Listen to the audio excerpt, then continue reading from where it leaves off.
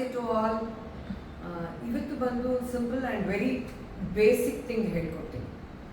Okay, basic thing ಹೇಳ್ಕೊಡ್ತೀನಿ ಅನ್ನೋದಕ್ಕಿಂತ ಅದು ಯಾಕೆ ಲೈಫಲ್ಲಿ ತುಂಬ ಇಂಪಾರ್ಟೆಂಟ್, ಪ್ರತಿಯೊಬ್ಬರು ಅದನ್ನು ಫಾಲೋ ಮಾಡಬೇಕು ಅಂತ. So we are Indians, correct ಅಲ್ಲ? ಸೊ ನಮ್ಮದು 3 ಟೈಮ್ಸ್ ಏನು ನಾವು ತಗೋತೀವೋ, ಮಾರ್ನಿಂಗ್ ಬ್ರೇಕ್ಫಾಸ್ಟ್ ಇರ್ಬೋದು, ಆಫ್ಟರ್ನೂನ್ ಲಂಚ್, ನೈಟ್ ಡಿನ್ನರ್ ಇರ್ಬೋದು, ಎಲ್ಲನೂ highly filled with carbohydrates, correct ಅಲ್ವಾ? ಸೊ ನಾವು ಬ್ಯಾಲೆನ್ಸ್ಡ್ ಪ್ರೋಟೀನ್ ಅಲ್ಲಿ ಮಿಸ್ ಆಗಿಬಿಡುತ್ತೆ. Micro nutrients in the sense vitamins ಇರ್ಬೋದು, ಮಿನರಲ್ಸ್ ಇರ್ಬೋದು, ಫೈಟೋ ನ್ಯೂಟ್ರಿಯೆಂಟ್ಸ್ ಇರ್ಬೋದು, ಇದೆಲ್ಲನೂ ಸಿಕ್ಕಾಪಟ್ಟೆ ಮಿಸ್ ಆಗ್ತಾ ಇದೆ.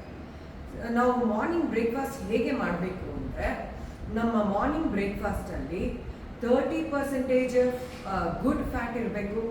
Good fat in the sense plant ಬೇಸ್ಡೇ ಇರಬೇಕು, ಈಸಿಲಿ ಡೈಜೆಷನ್ ಆಗುವಂಥದ್ದು ಇರಬೇಕು.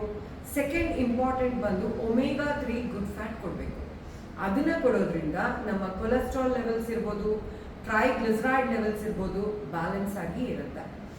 ಲಾಸ್ಟ್ ಬಂದು ನಾವು ಇಂಡಿಯನ್ಸ್ ರಿಚ್ ಇನ್ ಕಾರ್ಬೋಹೈಡ್ರೇಟ್ಸ್ ಅಂತಲೇ ಹೇಳ್ಬೋದು. ಆ ಕಾರ್ಬೋಹೈಡ್ರೇಟ್ಸಲ್ಲಿ 26 grams ಆಫ್ ಫೈಬರ್ ಇರೋಕ್ಕೆ ನೋಡ್ಕೋಬೇಕು. ಅದು ಕಾಂಪ್ಲೆಕ್ಸ್ ಕಾರ್ಬೋಹೈಡ್ರೇಟ್ಸ್ ಆಗಿರಬೇಕು. ಓಕೆ, ಇದನ್ನ ನಾವು ಬ್ಯಾಲೆನ್ಸ್ ಮಾಡಿದಾಗ ನಮ್ಮ ಬ್ಲಡ್ ಬಂದು ತಿಕ್ಕಾಗಲ್ಲ.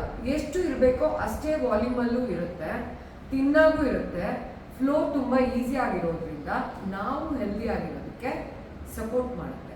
ನನ್ನ ನೆಕ್ಸ್ಟ್ ಸೆಷನಲ್ಲಿ ಅದು ಯಾವ ಥರ ನಾವು ಪ್ರಾಕ್ಟೀಸ್ ಮಾಡ್ಬೋದು, ಡೇ ಟು ಡೇ ಅಲ್ಲಿ ಹೇಗೆ ಇಂಪ್ಲಿಮೆಂಟ್ ಮಾಡೋದು ಅನ್ನೋದ್ರ ಬಗ್ಗೆ ಇನ್ನೊಂದು ಸ್ವಲ್ಪ ಡೀಟೇಲ್ ಆಗಿ ಇನ್ಫಾರ್ಮೇಷನ್ ಕೊಡ್ತೀನಿ.